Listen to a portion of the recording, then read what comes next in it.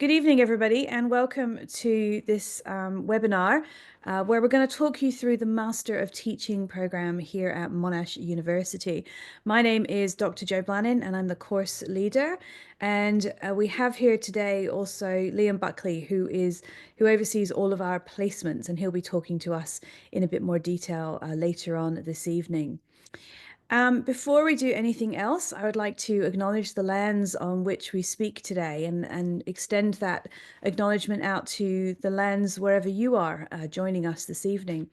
And to recognize that sovereignty was never ceded, but specifically for us who work at Monash with our various campuses around Victoria, I'd like to specifically acknowledge the Wurundjeri and Boon Wurrung people, who are communities of the Kulin Nation and are the ongoing custodians of the lands on which Monash University now stands. And this evening, we pay our respects, as we continually try to do, through our research, through our teaching, and through our learning, to those Wurundjeri Boon Wurrung elders and their past, present, and future communities, and extend that respect to any First Nations people who might be joining us here this evening. As you join us here, you will probably see that there's a Q&A space that our fabulous staff will be managing in the background. Now, this evening is a general overview of the course, what you can expect, what the experience of learning at Monash is like, and the content of the course to some degree. While we can't in this session address people's individual questions about will I get in, have I got the requisite experience, it's very hard to do that in this kind of format. You will get a sense of where you can go to get those questions answered. So if you have very specific questions about your own personal circumstances, then do stay with us, but we won't be able to get to those individual questions tonight. If you have more general questions about the course, feel free to use the Q&A section here in Zoom, and that will let us respond to you. And we'll do that either with our staff in the background doing that, or we will do that at the end when we have more time dedicated to just questions and answers. All right, so we have about an hour together to talk through what the course is, and we've got a couple of people joining us here that I'll hand it over at different points. Just for those who just arrived, again, my name is Dr. Jo Blannon. I'm the course leader for the Master of Teaching. So the course comprises a number of different programs, specialisations. So we're talking about early childhood specialisation, primary and secondary, and we have a number of combinations of those, which we'll look at more in detail as we go through. So things we need to know. Let me just move that out of the way. Things we need to know. First of all, we're always very proud to talk about the way that we work at Monash, and the rankings you'll see here. These are the most recent ones that were released last year, and we're always very proud to say that we're #1 in Australia for education and top 14 in the world. And that puts us up there with international universities such as Stanford and Harvard and Oxford, and the London School of Economics, which is also part of that ranking, which is always exciting for us. And for us as academics, it's interesting and exciting in the fact that we are always trying to keep our courses at the very forefront of education and making sure that they're cutting edge and relevant. So this really, for us, gives us a sense that we're achieving what we're setting out to do. So this is what we're going to be looking at in the webinar this evening. We're going to talk about the key course information. So that's really talking you through what it means to learn to be a teacher. And there perhaps for some of us who were in primary and secondary schools a number of years ago, there's some different expectations of what it means to be a teacher today as to what it has been in the past.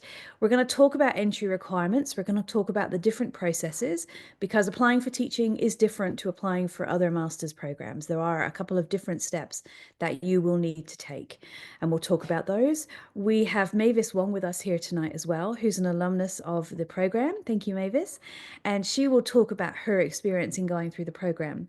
And then we'll have some time to talk to answer some of those more general questions that we're able to address in this forum.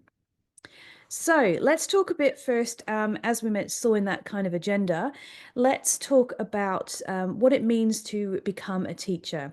Now, teaching is one of the 4 or 5 professions that are globally recognized. And to be a profession, you have to have a few things. One of them is to be externally accredited as a professional in that space. And so to be a teacher in Australia, you need to gain registration from a national body. Now, completion of any of our courses at Monash will lead you into accreditation. So you will be able to become a provisionally registered teacher. Every teacher in their first year of teaching is provisionally registered. It's part of the kind of onboarding program. Think of it a little bit like when you're a doctor and your first year might be a residency or an intern program. It's a little bit like that with teaching. Another way that we are a profession and not just a job is that we have external standards that we have to measure ourselves against regularly. So we do that each year. Teachers in Australia have to meet annual accreditation standards. We have peer-to-peer discussions. So there are standardized discussions that we have within our schools, across schools, system-wide. There's a body that regulates what we do and how we do it. And we have professional pathways for ongoing learning, and that's a big part of what it means to be a teacher. So coming in to be a teacher, particularly into the masters, a number of people that come in, or a decent percentage really, will come into teaching with other prior life experiences, which is absolutely fantastic. It's brilliant. We love when people bring life experience into the classroom. It really can enrich the learning experience of the students in the classroom. And when you bring in those experiences, you are going to be continually learning to apply those into your teaching practice. And once you've finished a course like the Masters of Teaching, that isn't the end of your learning. So it really is the beginning of an ongoing learning program. And schools and educational settings will have places and arrangements for you to continually be learning throughout your career. So that's something to bear in mind. When you finish the Master of Teaching program, which is a 2-year program, except if you're wanting to study the Master of Teaching secondary, you can take an accelerated program, which takes 18 months. That's only available if you want to take the Master of Teaching secondary program. But when you finish these programs, it's not just schools that are looking for educational professionals these days. Pretty much every organization is looking for educating individuals within their organization.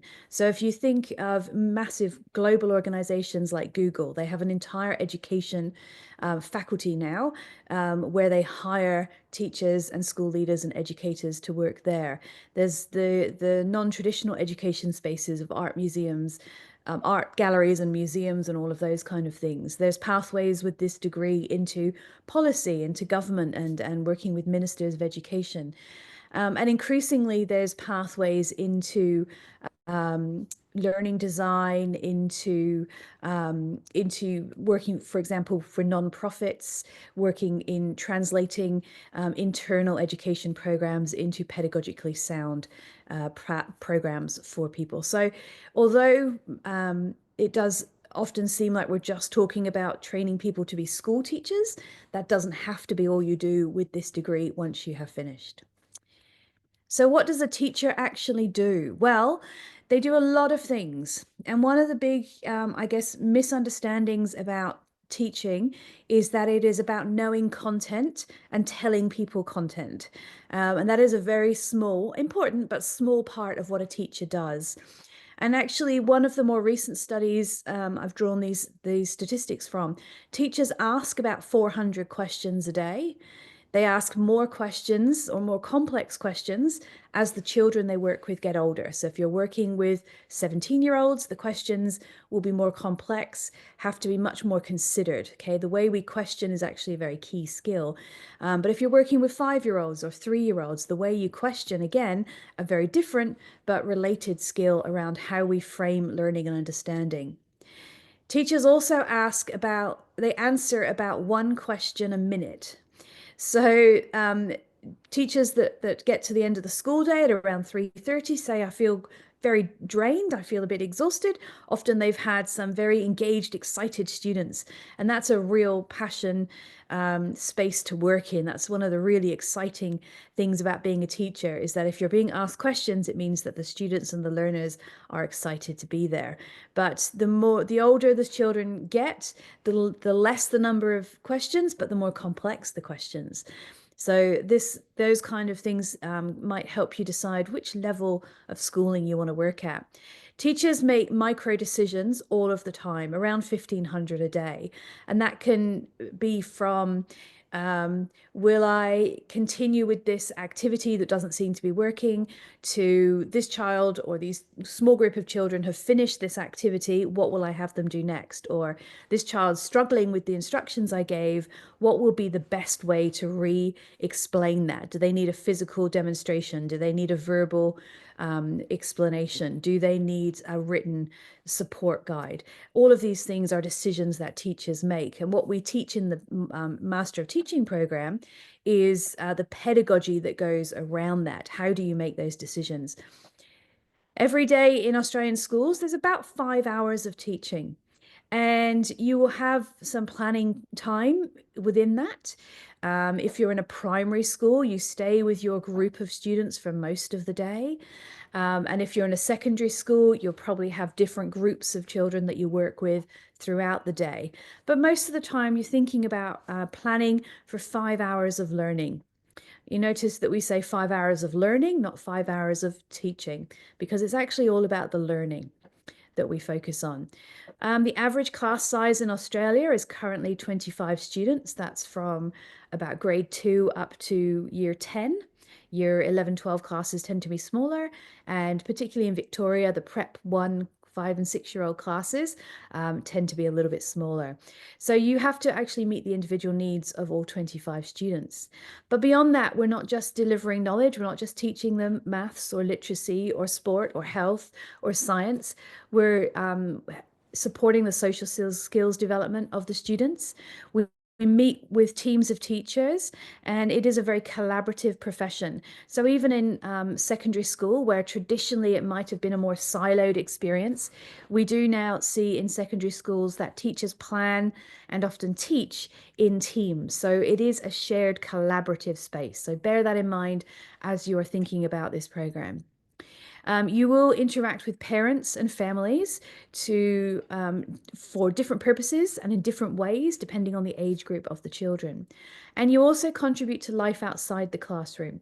So your classroom is your classroom or classrooms are your main responsibility, but you will have others that contribute to the life of the school as well.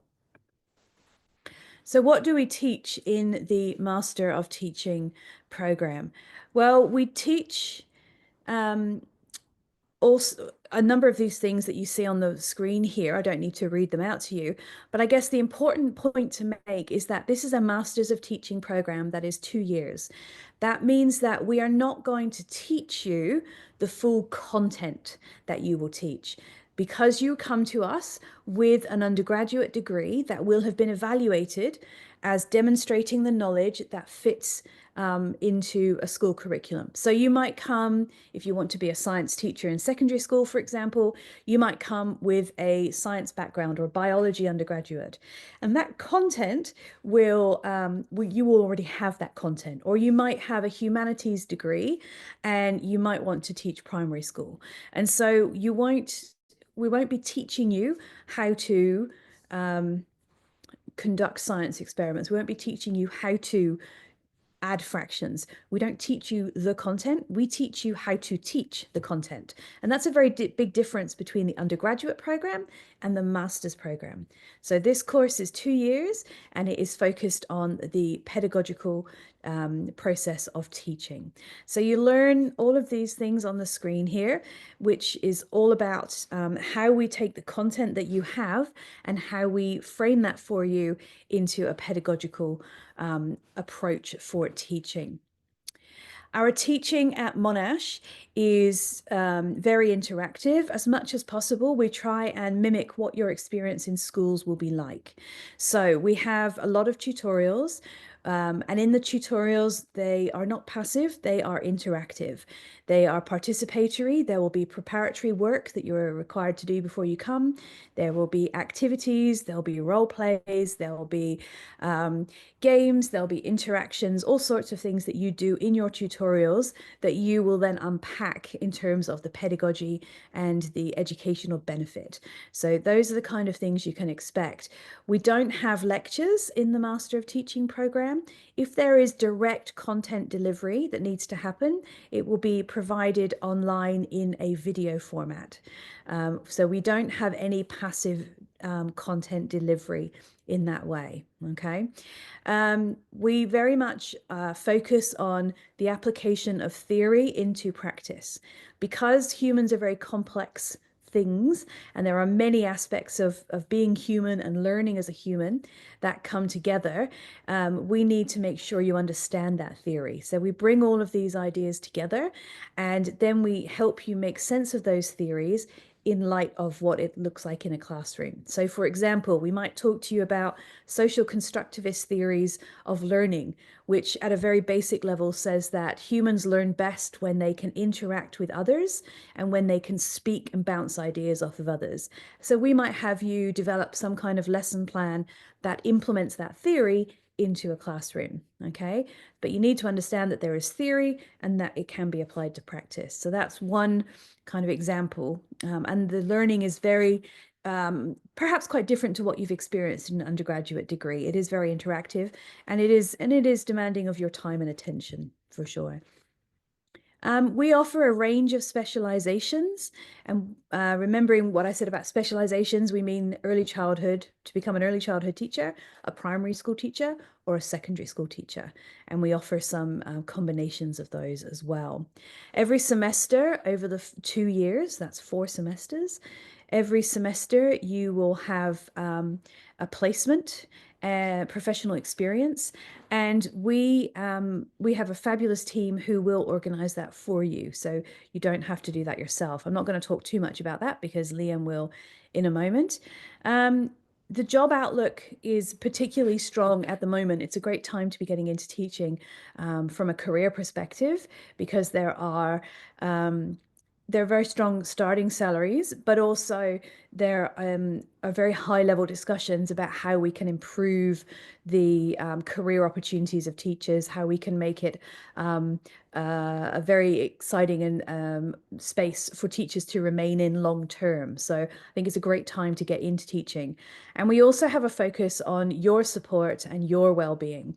So that's across the Monash University, but we have a couple of other things in our faculty that we offer that perhaps other universities don't or can't, that we'll talk about shortly. But there is a very strong support, strong focus on the support of you as a learner and your well-being as well.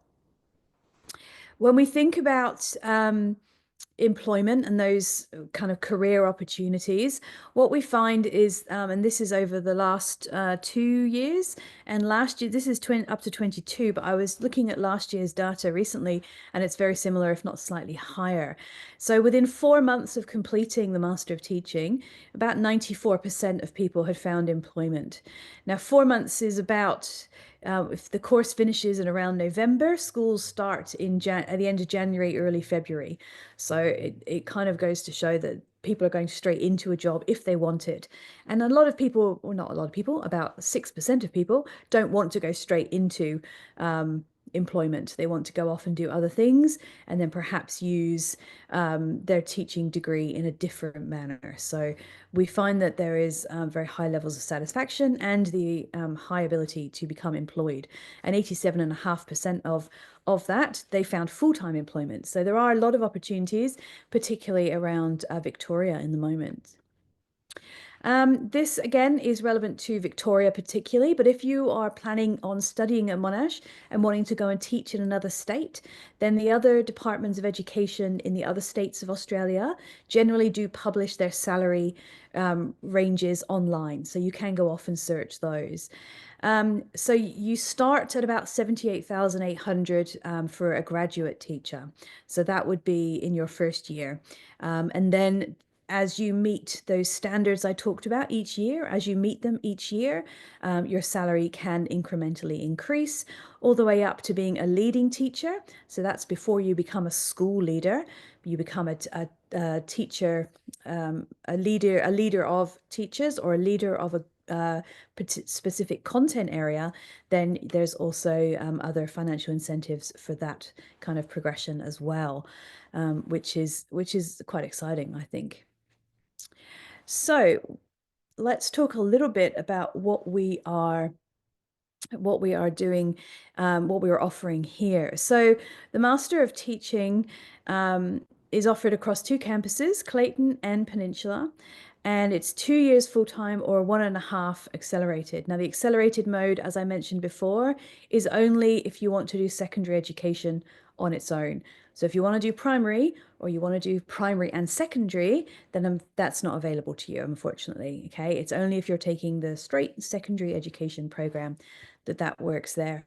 And those tuition fees are based on this year's, and they just give you a general idea of the costs that might be involved. CSP stands for Commonwealth Supported Place, and that is for Australian citizens who might apply and ask for a Commonwealth Supported Place. You could do that through your application, and then, as you can see, that significantly reduces your contribution. These are the specializations that we offer. You can see that depending on the age group of the children that you would eventually like to teach, you can choose where you would like to study. So from 0 to 5 years, we count that as early childhood education. And if you'd like to do just early childhood education, then that's based at Clayton campus. But you can also do early childhood and primary, which qualifies you to work in early childhood centres and in primary schools as well. And the same with a primary and secondary specialisation. That qualifies you to work in primary schools and secondary schools. And we're getting a lot of feedback on that particular course because increasingly the government in Victoria is building K to 12 schools. So that's schools that take children from age 5, and the children stay on the same campus, the same school, all the way through to year 12. And if you're qualified as a primary and secondary teacher, you can actually teach in any of those classes or year levels across that school. This next slide is for those of you thinking about becoming a secondary school teacher. If you're a primary school teacher, this doesn't apply to you, okay? Or if you want to become a primary or early childhood teacher, I should say. Secondary school teachers in Australia have to have 2 methodologies that they can teach, 2 teaching areas. So you might be a maths and a history teacher, or you might be a languages and a drama teacher, or a chemistry and a business management teacher. You have to have 2 areas. And this is where we get a lot of questions during these webinars. You know, if I've got this undergrad, will it qualify me to teach this as a teacher? We can't answer those tonight because we don't want to give you the wrong advice, but we will give you some pathways to find out and get your undergraduate qualifications evaluated, and you'll be able to find out exactly what you're qualified to teach, because you're only allowed to teach what you have a certain number of credits in your undergraduate degree. Okay, you can't just choose something else. And so you will need 2 of those. We have the largest list of teaching areas in Australia. We are the biggest Master of Teaching program in Australia too. So we can usually find something for everybody. We've never yet found an undergraduate degree that doesn't feed into our specializations, because what we're preparing children for in schools matches very nicely with what people study in university. So we do have a team of people that will look at that for you. So that is something to bear in mind. This is all available on the Master of Teaching website. If you Google Master of Teaching Monash, you will get links to all of these, and I'm sure that you will get sent some information afterwards as well. I'm going to pause for just a moment, and I'm going to introduce Liam Buckley, who leads our placement team. He's going to talk a little bit about the opportunities we have here for your professional experience. Thank you. Thanks, Jo. Welcome, everybody. Glad you could join us.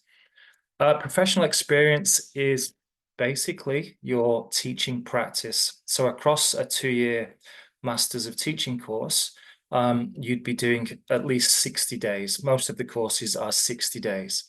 So across 2 years, we break that down into 4 semesters. And what generally happens is in the first semester, there'll be 10 days of practice, followed by 15 in the next semester. Then in the second year, a further 15 days in the third semester, and a final 20 days in the final semester. So there are 4 teaching practice. We call that professional practice. So what happens as part of your course, we have a dedicated team called the Professional Experience Office. They allocate schools for you according to the sector that you've chosen, from early childhood through primary and then to secondary. The allocations are determined.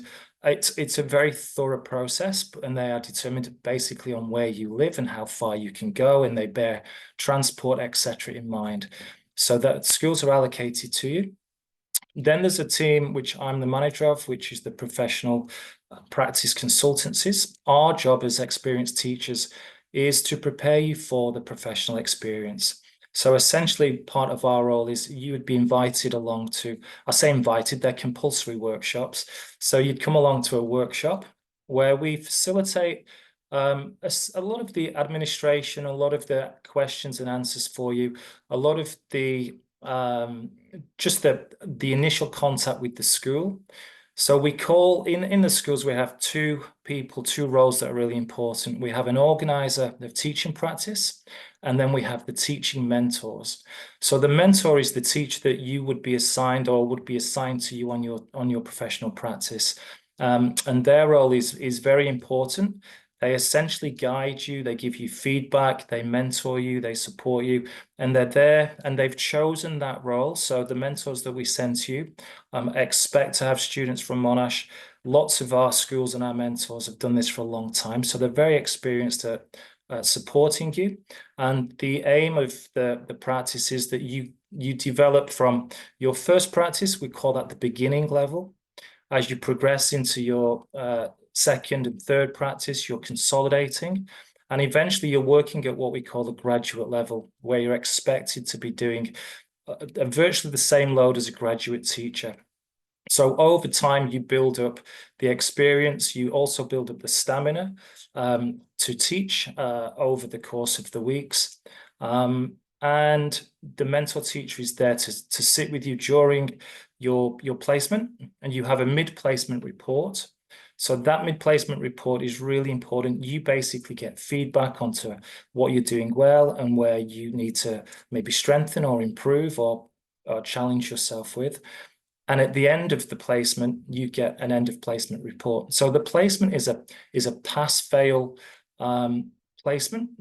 And our role as the PPC is to work really closely with you and try and ensure as much success as possible. So we're also available for students before, during, and after placements if necessary, to work with you, to help with coaching, to try and iron out any issues. And obviously, if during placements there are things like illnesses or you're moving house, etc., we have dedicated teams that are there to support you. So there is some flexibility with the placements.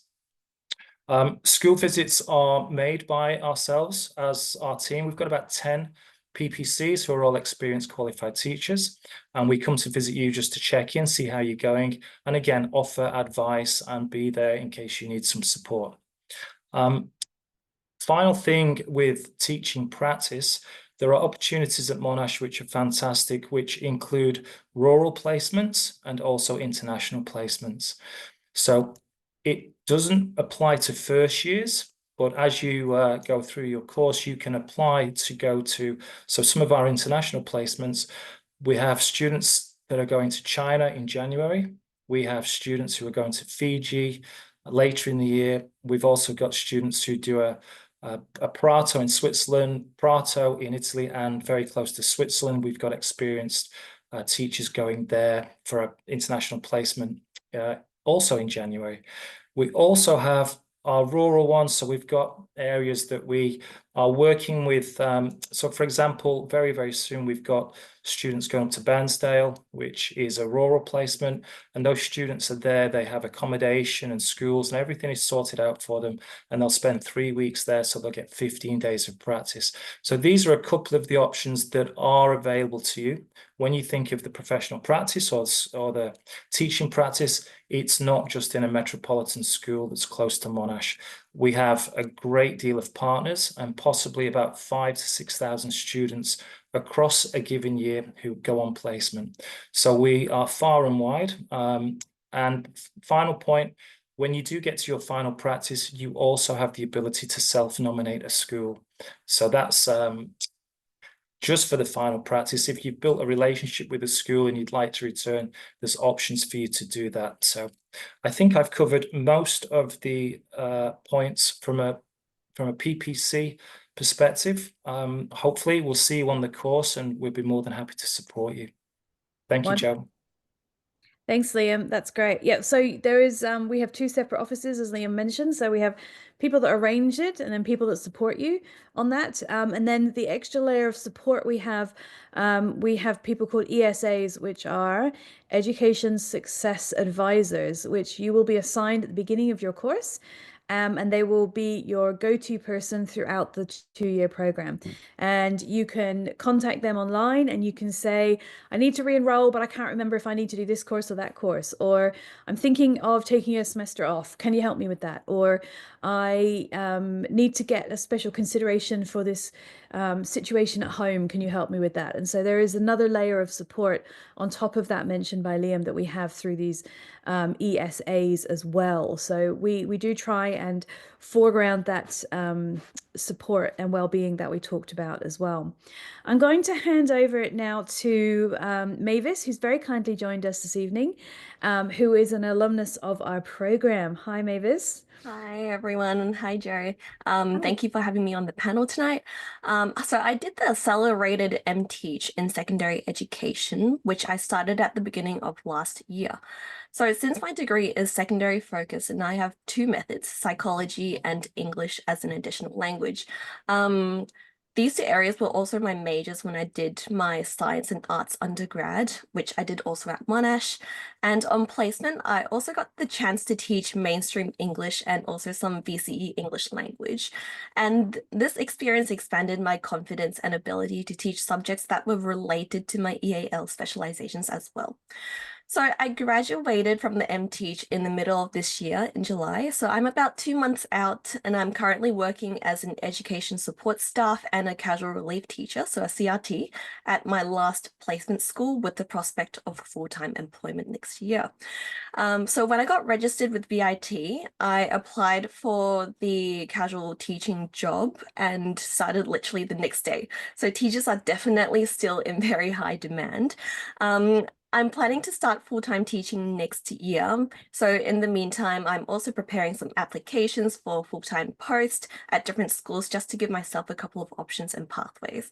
And I'm also traveling around Australia and overseas as well. I know that a few of you might be interested in how the accelerated pathway works, so I'll give you a brief overview of that.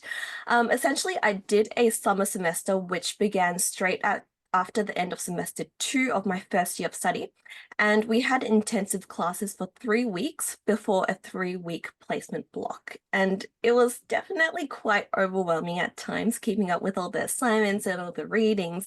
But it was, in my opinion, extremely rewarding, not only in terms of the classes, but I also got to be part of a super supportive learning community, especially since the summer classes sizes are a bit smaller than in normal semesters. And my tutors were also very understanding and provided a lot of group and individual support, not only during the 3 weeks we had classes, but they also provided regular check-ins and were more than happy to schedule meetings to answer any questions. So if you are considering the accelerated pathways for secondary education, it's definitely 100% worth it. Because I did the summer semester, I had the chance to complete 3 placement blocks during the first year of my degree. So the first one was in March, the second one was in August, and the final one in late November. With this, I got to experience the dynamic roles and responsibilities of a teacher and how it changes throughout the school year. So for example, I got to be part of my first placement school's athletics carnival, and I got to be part of the assessment and report writing period. And I also got to be part of the end of year parties and celebrations to wrap up the school year. Essentially, I got to see what it was like to work in both government and private schools across time and different spaces as well. So the thing I really love about placement is that you'll find that each teacher teaches in a way which is really unique to them. It's almost like a fingerprint. As you observe and eventually take your mentors classes, you slowly adapt certain activities or behavioral management strategies which you transform into your own over time. And it's a great time also for self-understanding, where you get to essentially experiment with various teaching styles to learn what type of teacher you are, your strengths and weaknesses, what you're comfortable with. And this becomes more and more robust throughout each of your 4 placement blocks. Importantly, you will develop collaborative relationships with not only your mentor, but also fellow pre-service teachers and other staff who will take you under the wing, give you pep talks, share resources, and lots of advice. I'm still in touch with most of my mentors, and I continue to learn from them even after I've graduated. So the bonds you make on placement really do last. So having talked about placement, I now want to talk a bit about 2 of my favorite units in the MTeach degree, which also builds upon what Joe discussed earlier. So while the MTeach is a coursework degree, there is a research-focused unit for those in the secondary stream, and it focuses on researching educational policy and practices, and can also lead to like an educational position if educational research position if you prefer that stream as well. Essentially, we got to conduct a small-scale research on a topic of our choosing relating to some part of school policy, practices, or curriculum. So for instance, in my research, I got to interview year 11 and 12 psychology teachers on how they integrated Indigenous perspectives and learning approaches into the VCE psychology study design. And this gave me a chance not only to understand how to maintain a sense of cultural sensitivity when teaching psychology, but also to deepen my appreciation for Aboriginal and Torres Strait Islander ways of knowing.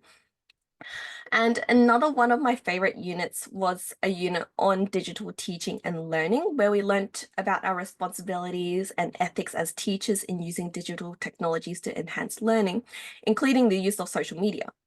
We also learned about educational design principles to create resources like worksheets, slides, and videos in ways that maximize our students' attention, learning, and long-term memory. This unit was very creativity-based and tied in seamlessly with more theory-based content of other units that focus on, for example, assessment, engaging adolescent learners, diversity, and inclusive education. So overall, the MTeach degree offers a pretty solid balance between theory and practical elements to teaching, which we then get to apply during placement. I found that the MTeach course is deliberately sequenced to be very guided and interrelated to prepare you for the profession, and also the TPA, which is a project which you do in your final semester, where you need to document and reflect on your final placement experience to demonstrate that you are ready as a graduate teacher. So when I look back at my experience as a MTeach student at Monash, as a pre-service teacher, and now as a registered teacher, I've come to appreciate that the job is not only about looking after your students and helping them grow, but it's also a career where you get to learn from and meet many fantastic individuals from all walks of life. I've learned as much from my students as I have from my mentors and peers, and I hope that by choosing the MTeach at Monash, you can have a similar experience as well. So I wish you all the best of luck, and I'll hand it back to Joe. Thank you for having me tonight. Wonderful. Thank you, Mavis. That's really lovely. And always, I just love hearing those stories. That's great. And congratulations on your excellent work and your entry into the profession. Let's hope Thank we you. get lots more passionate teachers like yourself into the profession. That's wonderful. Thank you for taking the time out tonight to talk to us. Just the last couple of slides to kind of talk you through a few other things. This really is around entry requirements. So there are, as I mentioned at the beginning, it's not just applying as you would perhaps to other faculties. Because this is a profession, because we are an externally accredited profession, which means that we have a national body that reviews our course and says, yes, we agree that if students finish this course, we will register them as teachers. So that means that the people coming into the course have to meet certain standards in order to go through the course and then be registered at the end. And you get registered in Victoria with an organisation called VIT, which Mavis mentioned, Victorian Institute of Teaching. So the academic entry requirements are an Australian undergrad degree or equivalent, with at least a credit average, which is about 60%. That's what it is currently. And it may be higher, but that it has been that for the last couple of years. But always check on that just at the last minute. You do need an English language requirement, and I know Patrick can jump in if we need, but we do, those are the IELTS results that you do need, but we do accept other English language proficiency exams too, and we have those scores if you need them as well. You also need to sit what's called a situational judgment test, and I'm going to get into that in a moment. But just for now, just pay note of the fact that there is an academic entry requirement, an English language requirement, and a situational judgment test. So there are 3 aspects to the application. And then there are specific types of requirements for the different areas that you might want to work in. So have a look here, and you can see that if you want to be a primary school teacher, at least 1 year of full-time equivalent study relevant to one or more learning areas of the primary school curriculum. And I alluded to that earlier when I mentioned you need to have a certain number of credits in your undergraduate in one of the areas that is in the Australian curriculum. Now, you can very easily look up the Australian curriculum online, and you can see what we teach in Australian schools. And I'm sure you will see that whatever your undergraduate degree is in, there will be some crossover, okay? It's very unusual not to find any crossover, and our team will help you work through that. And you can ask for our team to evaluate your degree to see what your specializations might be. And again, just to reiterate what I said earlier, you don't get to choose what you would like to teach as a secondary school teacher. It all depends on your previous qualifications. So if you previously studied science, and you have a science undergrad degree, but you would prefer to teach arts, unfortunately, you don't have qualifications in arts unless you go back and do another undergraduate degree. So you would be teaching science in that instance, okay? So something to keep in mind. You can see there that you need to have different requirements for the different specializations that we offer.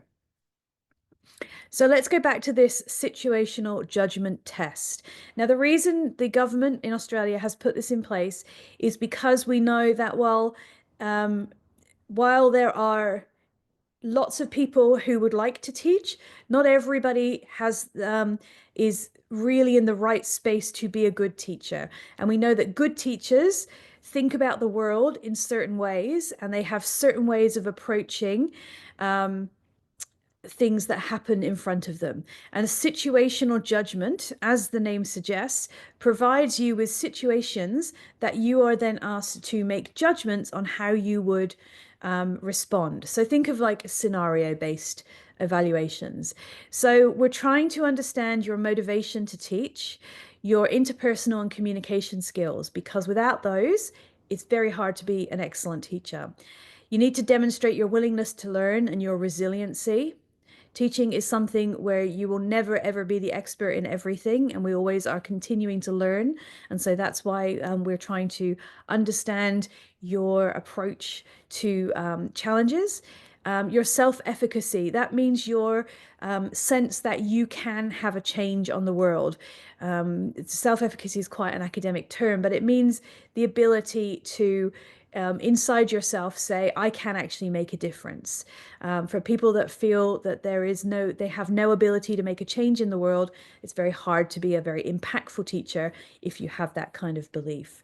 Your conscientiousness, your attention to detail, your approach to interaction, your follow through, all of those things, and your organizational and planning skills.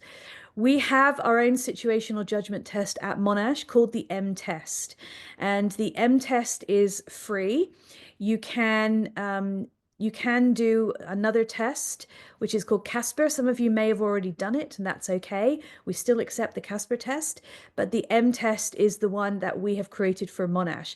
And unlike other tests, this one is free. It only takes 15 minutes, and you can have 3 attempts per admissions period for no cost.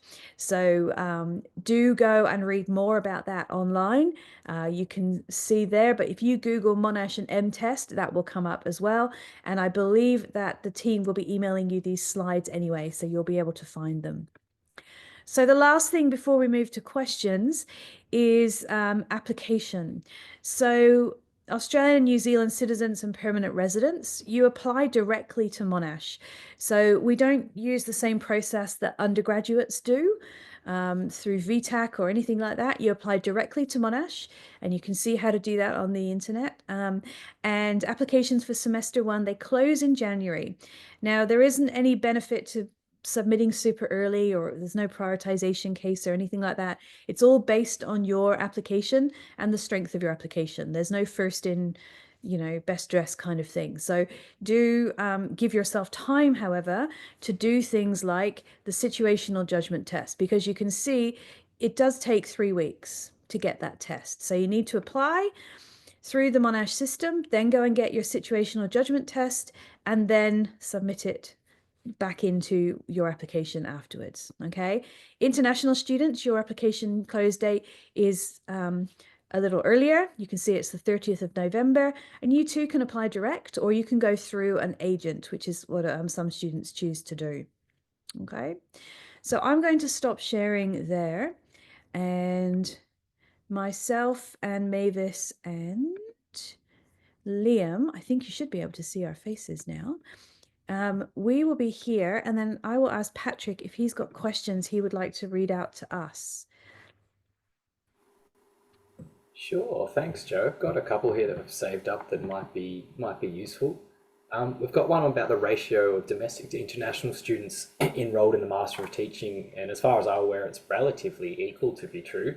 But there was something about job prospects for international students after graduation. I was hoping you might be able to elaborate a little on that. Yeah, so job prospects for international students. So that all depends on the visa criteria that you come in on, and that would be something that you would need to raise with an immigration agent or people in that area. That's not my area of expertise. But I can tell you that I know of several students that came in on a student visa to do the Master of Teaching and are now working in schools full time. I don't know how they do it. You would have to take some independent advice on that, because I'm not an immigration lawyer. You would, the schools certainly are looking for staff, as Mavis mentioned. So the problem won't be about getting a job afterwards. The media at the moment is talking a lot about changes to how higher education manage students coming in from overseas. Those things haven't had a direct impact on us as yet. So those things are coming in the near future, but they haven't impacted us just yet. So I can't kind of predict the future for you, but it would all depends. And I myself came to Australia on a couple of different visas, so I know the strain of all of those paperwork, but you would need to take some advice on the type of visa that you might be looking for. And the Department of Education website might be a good place to start for that, because they do have a section on applying for jobs on their website, and they might give you a sense of that there. Thanks, Joe. One for Liam, I think. Are students in the first year eligible for rural placements? Typically, they're not, Patrick. I think the only exception is if a student lives regionally, then that's a question that we would put straight with the Professional Experience Office for allocations.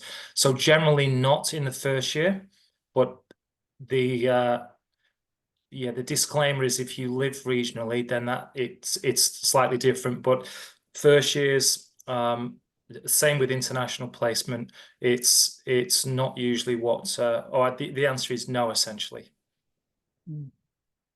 And we do that so that you are with your cohorts doing your placements, and then you go off and have different experiences. So there is some thought behind that. But yeah, you will do 4 placements over the 2 years, so you'll have plenty of experience in different places.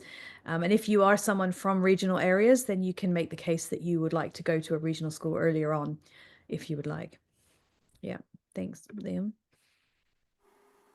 Mavis, this one might be for you, given you've completed it most recently, but can you elaborate a little bit about working whilst trying to study? They want to know if it's possible to work full-time with the workload of the masters. Oh, okay.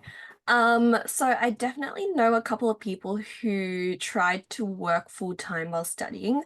It is possible, but your place of employment needs to be quite flexible in terms of you going on to placement. So communication is key if you are planning on working full time. But with some organization and smart studying, it's definitely doable. But most of the students in the MTeach worked part-time either in schools or at the other part-time job, around like 10 or 15 hours per week. And that is manageable, very manageable. Yeah, I would say. For me, I worked at a school 1 or 2 days a week, but that gave me the flexibility of, taking time off for placement since schools are very understanding. Yeah. I would jump in and say there that it is a full-time in-person course. All of the specializations are considered in person. That means on campus, not online. They are in person and they are considered full-time. So although as you may only have a certain number of contact hours, but for each contact hour, you need to consider about 3 or 4 extra hours of preparation and follow-up work, plus extra reading, plus assignment time. So although your timetable may look like you only have 12 hours of class or whatever, you need to times that by 3 or 4 at least to understand the actual workload.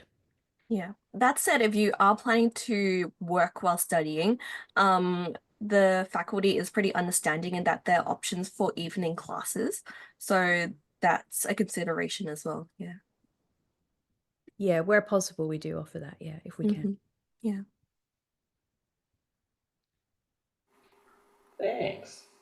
Joe, maybe one for you, possibly, about permission to teach criteria for registration. So I think the best place to go would be the Vic Government website, but do you have any insight on permission to teach?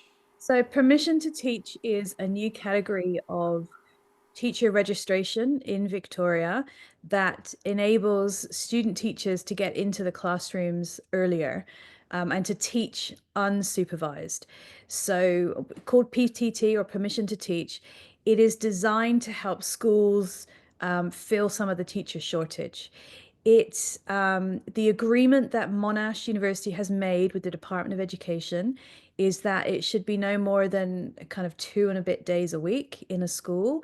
And it's supposed to be only for your final year of study, because in your first year of study, you probably don't have enough skills to be independent in a classroom on your own. Now, permission to teach it has been very widely taken up, and I totally understand why. But you do need to balance it with the fact that if you need to qualify as a teacher at some point, you need to finish your degree. And so it is a balancing act between taking up something like permission to teach, which enables you to get into a classroom on your own and practice and earn money while also finishing. The other thing to note about permission to teach is that the hours you do in your permission to teach job do not count as placement. So you will still need to do the 60 days that Liam mentioned. So you will, outside of whatever arrangements you make privately with a school, you will still have to do your placement days because of all of those reports and observations that Liam mentioned when he was talking about placement. So you do have to kind of balance those things. Thanks, Joe. One from Sonali that's repeated a couple of times, so I might address this one. I'm currently studying at Monash and pursuing a Master of Education. I would like to change my course to Master of Teaching. Before we go on there, Sonali, you can contact your Education Success Advisor directly, and they'll take you through the process, whether that be course transfer, depending on the finalised dates, the dates you have to accept a course transfer, or it may mean submitting an application, depending on how late we are. The other one you'd need to check out if you're international grant. Time to defer the next intake due to some personal reasons. You probably need to discuss the same thing. It depends on the parameters of that grant and what I guess the requirements are in order to make sure you maintain it. So another question you can pop to your education success advisor directly. Another one for me, perhaps, is there an application fee waiver code? Anonymous attendee, you most likely have to contact an agent directly to get your waiver code. We won't be sending out waiver codes post this particular event. Need to contact an agent directly. Again, Joe, you might be able to help with, based on your experience, how easy is it for someone who comes on from a different kind of visa or a student visa to enroll for the master's degree? I mean, it might not be visa-based, it might be more about the experience for an international student too, but... Yeah, so we have we have a good balance of international and domestic students, and we find that particularly in the master's program, because a lot of people coming into the master's program have had prior experiences, have been out in the job market, have done other things, and so it has been a bit longer since they've been in a classroom. So that actually kind of levels the playing field coming in if you're an international student, because it won't be that you haven't seen an Australian classroom, because your classmates who are Australian haven't been in an Australian classroom for quite a while as well. So the experience there is quite comparable. Visa-wise, again, I'm not qualified to give you any advice on that. You would need to go and speak to someone who is actually qualified in that. We have a mix of international students from around the world, and we pride ourselves on working on a very culturally inclusive space. One of the things we often get asked with international students is about English language and writing, because academic writing is a different genre.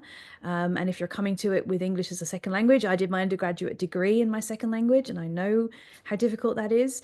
So we do have a lot of language and literacy supports, a whole separate team that will help you with that. So thinking about how you write in academic formal tone, third person, passive tense, using referencing, all of that stuff in your second language. So we do have support for that will help ease your transition into academia, whether you're an international or domestic student, really.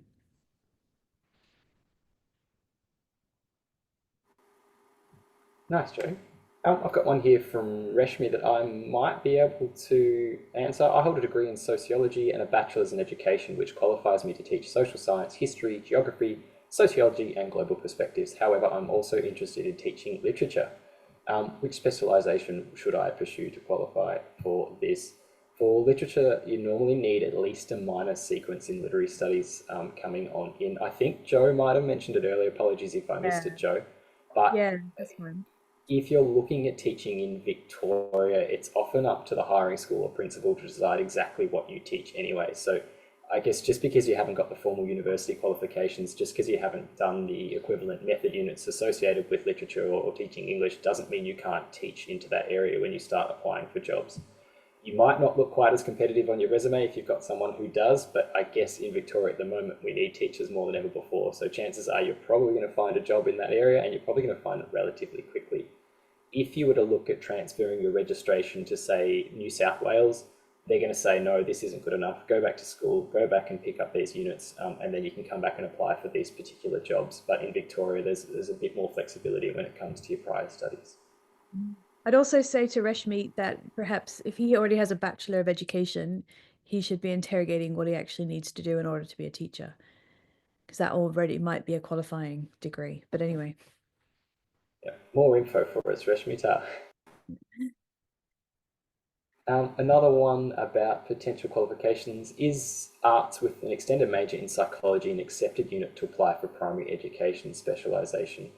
Well, that one, I think we'll leave those kind of specifics to people. They can email directly and we'll get their undergraduate credentials evaluated, because I think that's quite specific. That's all right. Yeah, I guess, yeah, just a brief overview. In short, it's about the learning areas of the primary curriculum. It's very, very rare to have an undergraduate degree that doesn't meet these learning areas, if that's what's caught you out. But yeah, welcome to apply with what you've got. Yeah. How many times can I take the Casper test in an admission cycle? Once. You can do the MTeST twice, or 3 times technically, but you can fail it twice in each cycle. So Casper once, MTeST up to 3 times. Is there any test qualification or certification that's needed to be a teacher in early childhood after I've graduated as a bachelor? probably need a bit more information from one too. Yes, so to be an early childhood teacher in Australia, you need to have either a 4-year Bachelor of Teaching, Bachelor of Education, or a 2-year Master of Teaching. So if you applied to the Master of Teaching Early Childhood, you would be qualified as an early childhood teacher and registered as an early childhood teacher in Australia. And that course is aligned with an organization called ASIQA, which are the accreditation body for early childhood. So that course has a pathway straight into registration as an early childhood teacher. Okay. So, but you mentioned the undergraduate. This is the master's program we're talking about tonight. So a little bit different. I might combine the next two questions, and I guess it's going to be depending on how studious a person is in question, but Mavis did talk a little bit about it earlier. Typical time commitment for classes. What's the go with online options for tutorials? Currently working in a school, so hoping to minimise time spent on campus. Okay.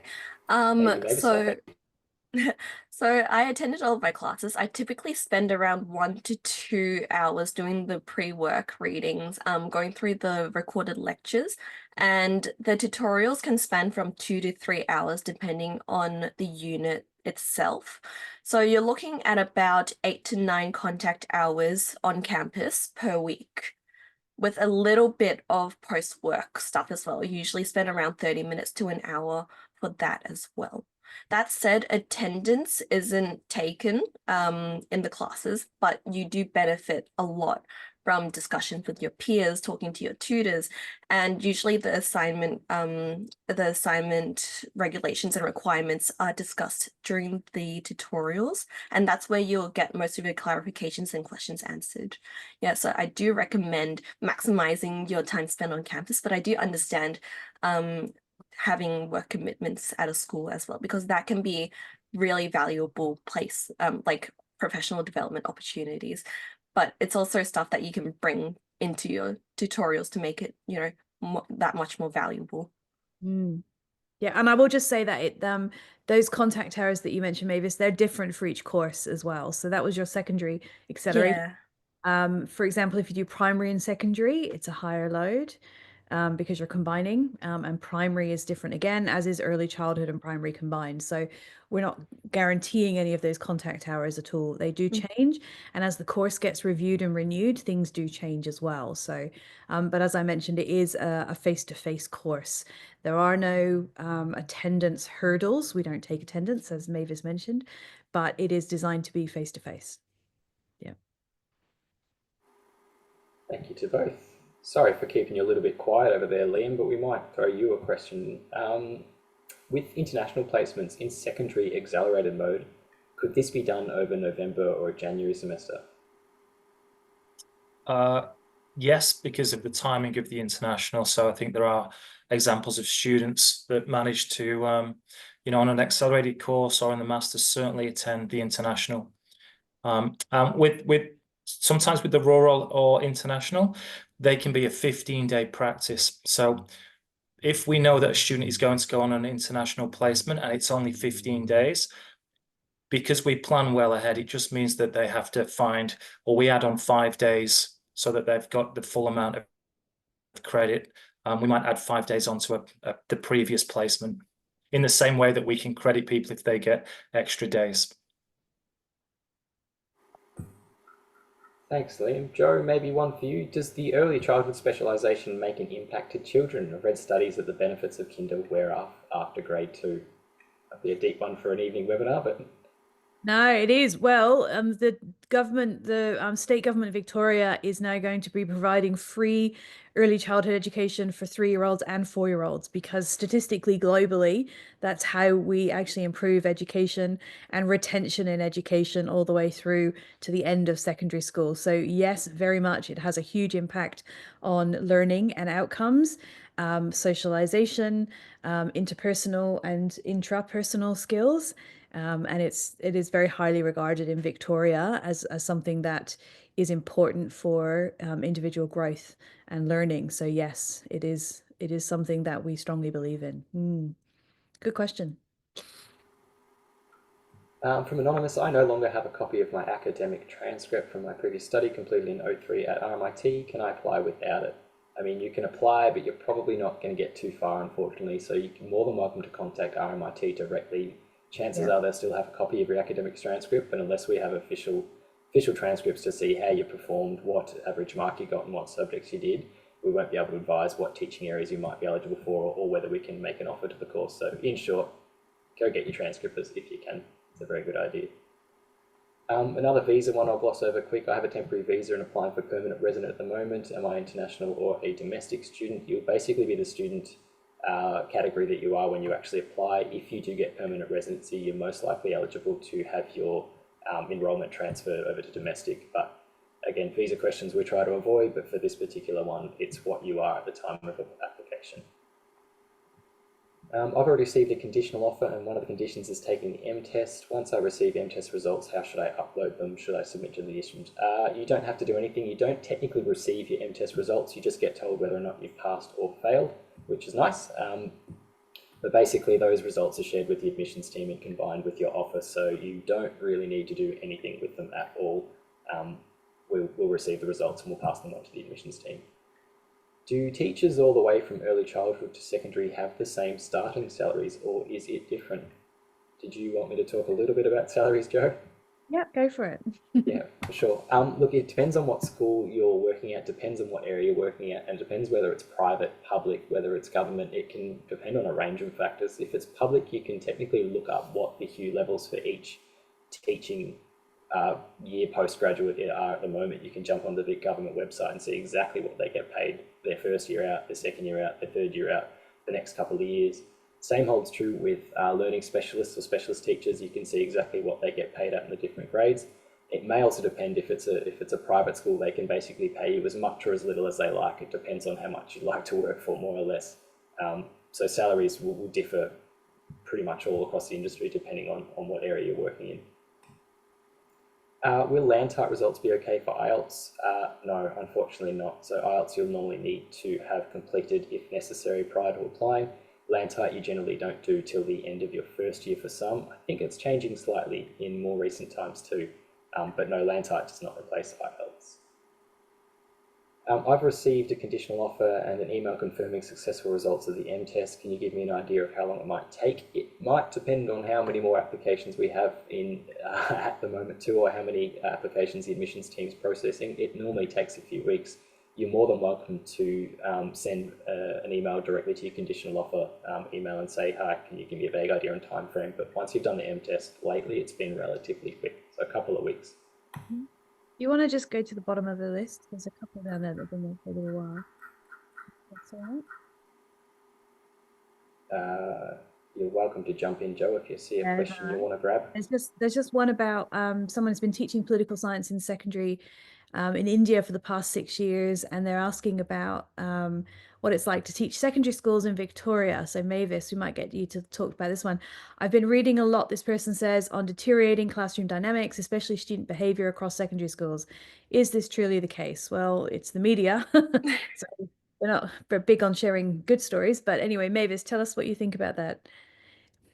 I've been very fortunate to have students that, have been pretty well behaved, pretty respectful. But I think in Australia, there has been an increased emphasis on relational practice.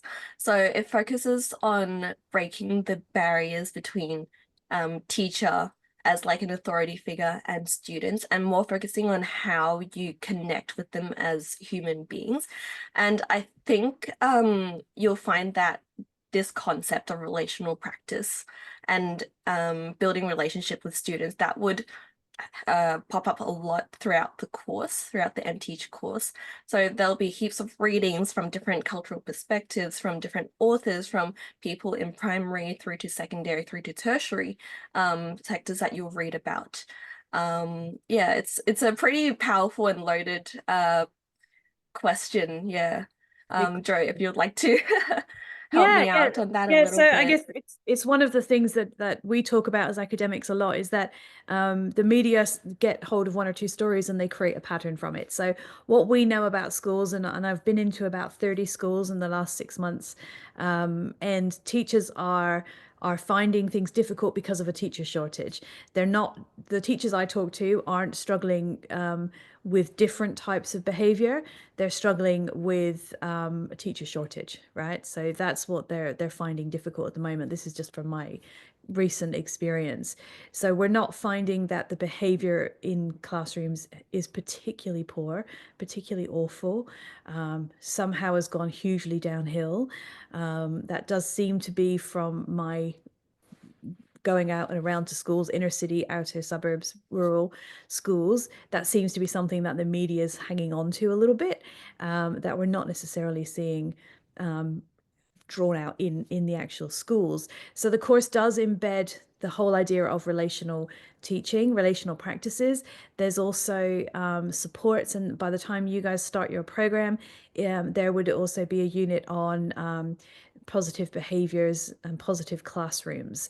So that really focuses on how you develop relational practices, things like routines, rules, scaffoldings, respectful relationships, all of that into your classroom practice. And that's the very beginning when I said that as a teacher, you don't just teach, you're also developing social skills, and those soft skills, those interrelational skills, that's part of what you do as a teacher too. But yeah, good question.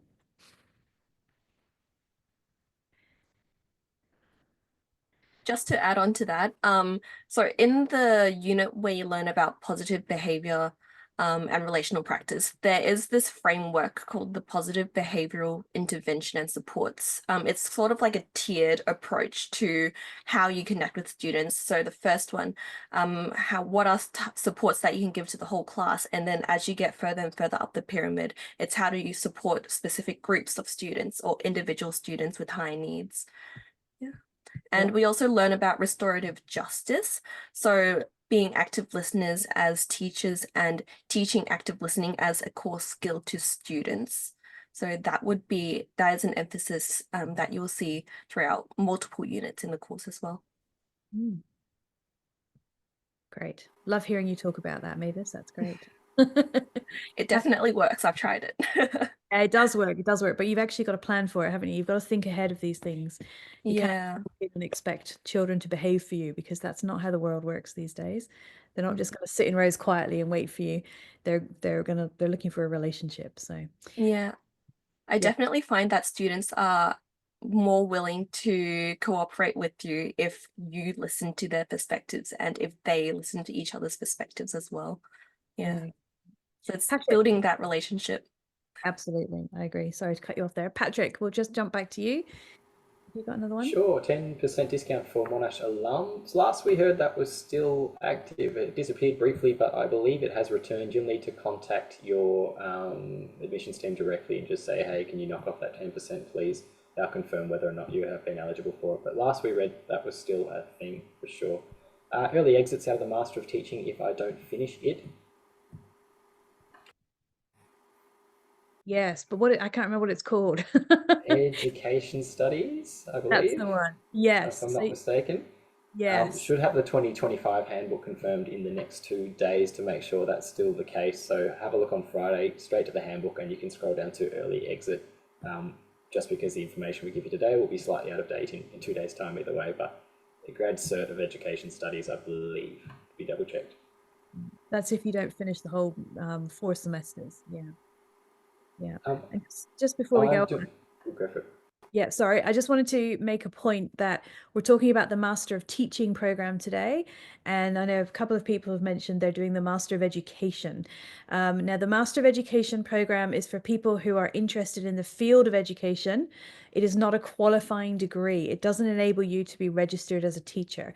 So if you're going to do an application, do bear in mind that if you want to be a teacher in Australia, you need to do the Master of Teaching. Okay, and that's why if you've done the Master of Education, you can't just go and become a teacher. You have to actually do the Master of Teaching program, which has been externally accredited as a pathway into registration. Okay, so just bear in mind that there are 2 master's degrees, but only one that leads you to be a registered teacher. Thanks, Joe. I'm doing a grad dip of early childhood education at Vic Uni. I'll finish the degree this month. If I apply for Monash's Master of Teaching in Early Childhood, how many credits will be transferred? You'll probably get the same answer regardless of what course you're coming from. We cannot confirm credit prior to receiving an actual application. Reason being, so many different transcripts come in, so many different pathways people take to get to these courses. Basically, we need to have a staff member go through your actual academic transcripts, confirm. Once you receive an offer and accept that offer, then you can look at what credits can be transferred and knocking some time off your course, fingers crossed. But prior to application, unfortunately, we can't tell you exactly. What are other career pathways other than teaching, and any further qualifications we can lead to based on this? That's a good question, Joe. Okay. So mentioned briefly at the beginning, so there are a lot of career pathways. So some of them are kind of school-based or education-based. So if you want to work internationally, there's the International Schools Network. So there's things like that. There's things like curriculum designer or learning designers. So a lot of organizations, so the Catholic Education Office in Victoria, for example, hire teachers to be in their offices and write education curriculum for certain areas or help write policies, and then go out to schools and implement them. You could work in adult education, in your traditional tertiary education spaces, or you could work in adult education. Things like in Telstra, for example, they have a whole education section where they train people on certain collaborative skills. So they employ teachers to go in and they help people to do that. Or you might go and work for a non-profit. So there's a non-profit that I used to do volunteer work with that only employed teachers. They would bring the teachers in and say, we've got this group of 12-year-olds these ones were in Northern Africa, and they want to learn this skill and this skill, but we can't figure out how to translate it into a pedagogically appropriate manner based on their context. And so I was brought in as a volunteer to do that translation. So there's all sorts of spaces that you can take your teaching degree to. Yeah, you don't have to teach in the classroom. Even in Melbourne, so if you look online, you can look at things like the Melbourne Museum's often hiring people. The library, the Central Library in Melbourne, has a whole education department. Science Works has a big education department. All of those kind of, Arts Victoria, VCAA, all of those have educators that are based on them, because your specialization is around taking content and knowing how brains work and how people learn and translating content into knowledge for people. And that is the skill that you can take anywhere. Other further qualifications, well, it depends on where you want to go. You might want to come back and do a Master of Educational Leadership in a few years, for example, and that will help you qualify to become a school leader or system leader. Or you might want to come back and specialize more and do maybe a master's in special education or a master in digital learning, and come back and actually specialized in a more niche area to progress your career in that particular profession, in particular area, direction. Thanks, Joe. If we apply earlier, do we get our offer earlier? We are doing rolling applications. People are finding out whether or not they've received an offer. So in short, yes, the earlier you apply, the better. But each application is assessed on its own individual merits, isn't it? It's not a first in, best dressed. Yeah. Correct. Done that one. Master of Education versus Master of Teaching we've been through, but it looks like Oliver's got that one. Am I eligible to have a part-time job in primary school the first year of my master degree teaching early childhood and primary school? Possibly, but not as a teacher per se. Yeah. It could be in educational support. Yeah, you could be a classroom support person, but you generally have to have a certificate from a TAFE institution to be a qualified classroom support person. But a first year of a teaching degree can sometimes be enough. You might work in an after-school care program or a before-school care program. You might work as an assistant to a specialist teacher in a school, but you can't work as a teacher until you are qualified as a teacher.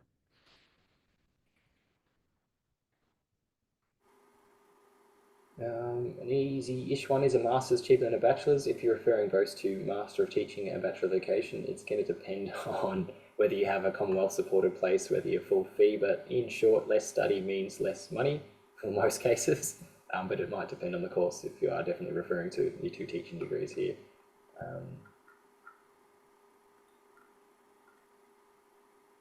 this is not a bad one about group assignments versus individual assessment. Mavis, can you recall any decent group assignments you completed? Yeah, actually, during my summer semester, I did a unit on what is it? On professional. The Oh, sorry, I can't professional remember the exact name of the unit. relationships one. Partnerships, yeah, it was on partnerships. So school, family, and community partnerships. And for the second assignment, we had to work in a group of 3 to build like basically a partnership framework for a hypothetical school. But in terms of the ratio of individual versus group assessments, I would say around 2/3 are individual assessments, whereas the remaining third are either full collaborative assessments or like assessment tasks where one component is a group activity and then the second part is a reflection or an individual section. Yeah. But that said, I would say that there are a lot of collaborative opportunities for you to bounce ideas around, even for individual assessments. And that's why the tutorials are so valuable to attend. Yeah, good points. Yeah. And as I mentioned, teaching today in early childhood, primary and secondary schools is very collaborative and team focused. So we try and replicate that on campus. So there is a reason why we do group assignments, because it is something you will have to develop, skills you have to develop and practice when you are a teacher. Yeah.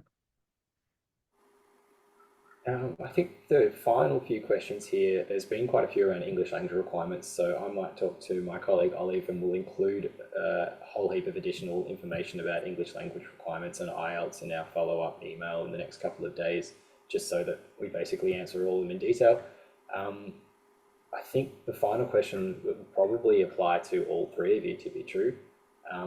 What is your opinion on the most rewarding part about teaching? I'd be happy to start with Joe. Yeah. Let's let Liam start. He's had a bit of a He's had a rest. quiet time. Sorry, Liam. The most rewarding part of teaching, I guess, I've spent the last 20 years as a teacher and the last 3 of them as a principal. And being a teacher by far is more fun than being a principal.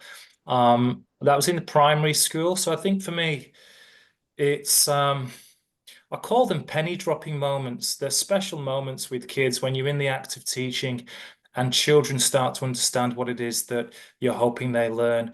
It's part of the intrinsic feedback I think you get as a teacher when you know that it's more than a job, it's your vocation. So yeah, that for me, just those little moments that you can't plan for, but when you see a glint in a child's eye, or a bit of understanding, they're just those little glow moments that keep you going when you get to that 3:30 fatigue. That's lovely. Thank you, Liam. Mavis?